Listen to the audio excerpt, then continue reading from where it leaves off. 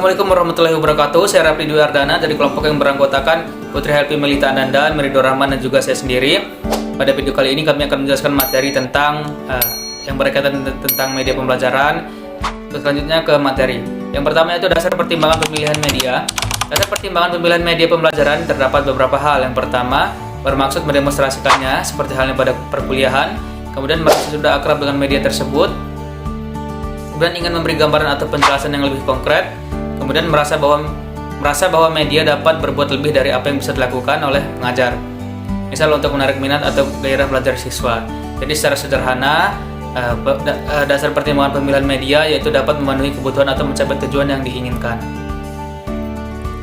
Kemudian untuk memudahkan dalam memilih media, tentunya lebih dahulu harus diingat bahwa media pembelajaran adalah bagian dari sistem instruksional.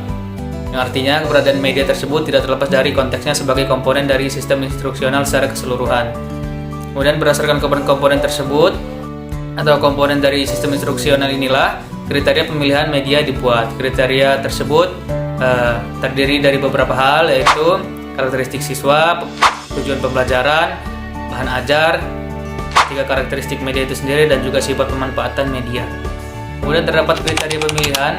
Kriteria pemilihan media harus dikembangkan sesuai dengan tujuan yang ingin dicapai, kondisi dan keterbatasan yang ada dengan mengingat kemampuan dan sifat-sifat khasnya. Kemudian pemilihan media seharusnya tidak terlepas dari konteksnya bahwa media merupakan komponen dari sistem instruksional secara keseluruhan. Karena itu meskipun tujuan dan isinya sudah diketahui, faktor-faktor lain seperti waktu dan sumber serta prosedur penilaiannya juga perlu dipertimbangkan sebagai pendekatan praktis. Kemudian juga mempertimbangkan media apa saja yang ada, berapa harganya, berapa lama diperlukan untuk mendapatkannya, dan juga format apa saja yang memenuhi selera pemakai atau misalnya siswa dan guru.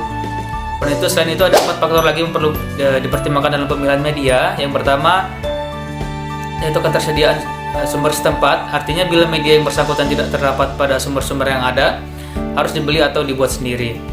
Kedua adalah apakah untuk membeli atau produksi sendiri tersebut ada dana, tenaga, dan juga fasilitasnya. Kemudian ketiga adalah faktor yang menyangkut keluasan, kepraktisan, dan ketahanan media yang bersangkutan untuk waktu yang lama.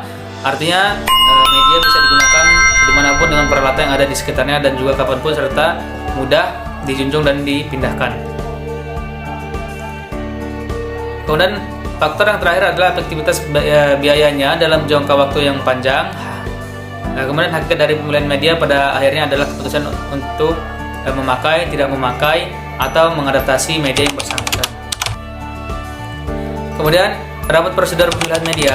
Prosedur pemilihan media bila dilihat dari bentuknya, cara tersebut dapat dikelompokkan menjadi 3 model, yaitu model flowchart yang menggunakan sistem pengukuran dalam pengambilan keputusan pemilihan. Kemudian model matriks yang menangguhkan proses pengambilan keputusan pemilihan sampai seluruh kriteria pemilihannya diidentifikasi. Dan juga model checklist yang juga menggunakan keputusan pemilihan sampai semua kriterianya dipertimbangkan.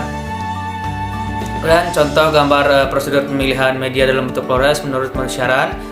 Misal prosedur lain untuk pemilihan media dibuat dalam bentuk matriks seperti yang dikembangkan oleh Wilbur Shehram tahun 1977 yang ingin melihat kesesuaian media dengan tingkat kesulitan pengendalian oleh pemakai. Media ini kemudian ditambah dan diadaptasi oleh Yusuf Hadi Niasro. Kemudian terdapat contohnya, contoh pemilihan media dalam bentuk matriks menurut kontrol pemakai, terdiri dari tujuan, di dalam terdapat sikap verbal, keterampilan, visi, kemudian visual, verbal, dan yang lain-lain. Kemudian samping itu terdapat juga contoh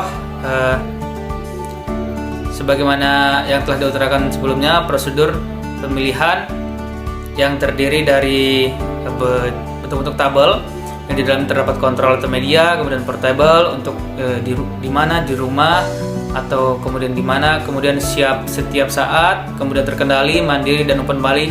Dan itu adalah poin-poin yang ditentukan atau diidentifikasi dalam pemilihan media. Kemudian media ada yang dituangkan dalam bentuk checklist untuk memberikan gambaran yang agak jelas tentang apa yang dimaksudkan. Itu saja materi dari kami, semoga dapat bermanfaat. Terima kasih telah menonton. Assalamualaikum warahmatullahi wabarakatuh.